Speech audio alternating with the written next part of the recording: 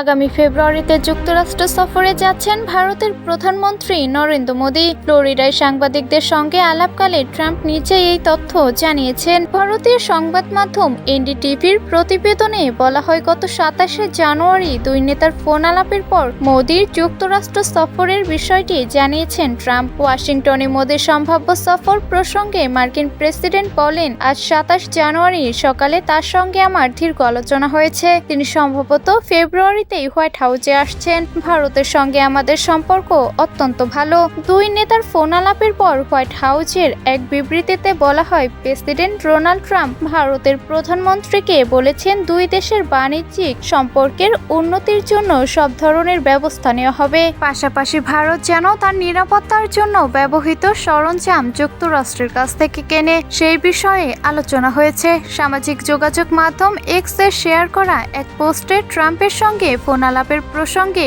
মোদি লিখেছেন, আমরা এমন একটি ভরসাপূর্ণ সম্পর্ক গড়ে তুলতে বদ্ধপরিকর, যা দুই দেশের জন্য লাভজনক হবে। উভয় দেশের নাগরিকের কল্যাণ, বিশ্ব শান্তি, সমৃদ্ধি ও বিশ্বের সুরক্ষার জন্য আমরা একসঙ্গে কাজ করব। তবে যুক্তরাষ্ট্র বা ভারত কেউই মোদির সম্ভাব্য সফরের দিনক্ষণ জানায়নি। ফলে ধারণা করা হচ্ছে, উভয় দেশের কর্মকর্তারা দুই নেতার বৈঠকের বিষয়টি চূড়ান্ত করতে এখনও কাজ করে যাচ্ছেন। ট্রাম্প তার প্রথম মেয়াদে যুক্তরাষ্ট্রের প্রেসিডেন্ট হিসেবে শেষ বিদেশে সফর করেছিলেন ভারতে। এই দুই শীর্ষ নেতার মধ্যে বেশ ভালো বন্ধুত্বপূর্ণ সম্পর্ক রয়েছে।